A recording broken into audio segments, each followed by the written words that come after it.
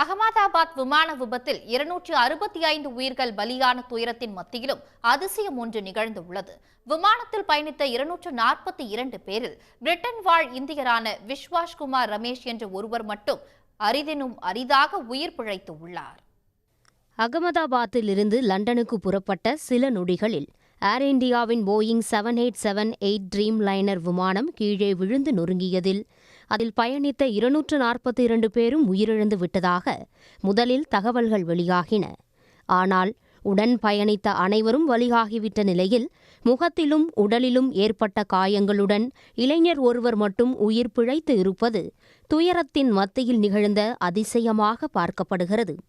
பெரும் விபத்திலிருந்து பிழைத்து காயங்களுடன் அவர் சாதாரணமாக சாலையில் நடந்து வந்த காணொளி பெரும் வியப்பினை ஏற்படுத்தியுள்ளது.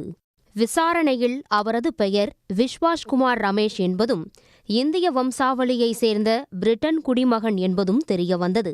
தற்போது படுகாயங்களுடன் சிகிச்சை பெற்று வரும் இளைஞர் விஸ்வாஸ்குமாரை பிரதமர் மருத்துவமனையில் நேரில் சந்தித்து நலம் விசாரித்தார். அப்போது விமானம் தரையில் மோதியபோது ஏற்பட்ட பிளவு வழியாக வெளியே குதித்து உயிர் பிழைத்ததாக பிரதமரிடம் விஸ்வாஸ் விவரித்தார்.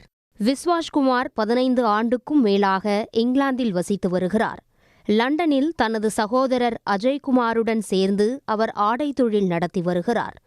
கோடை விடுமுறைக்காக குஜராத் அருகேயுள்ள தங்கள் சொந்த ஊரான தயூ தீவுக்கு வந்திருந்த இருவரும் லண்டன் திரும்பியபோதுதான் விமான விபத்தில் சிக்கியது. விமானத்தின் அவசர வழி கதவின் அருகே உள்ள 11A இருக்கையில் அமர்ந்திருந்த விஸ்வாஸ்குமார் அதிசயமான முறையில் உயிர் பிழைத்த போதும் 11J இருக்கையில் அமர்ந்திருந்த அவரது சகோதரர் அஜய்குமாருக்கு அந்த நல்வாய்ப்பு கிடைக்கவில்லை. உடனுக்குடன் செய்திகளை தெரிந்து கொள்ள சன் நியூஸ் பெல் ஐகானை கிளிக் பண்ணுங்க.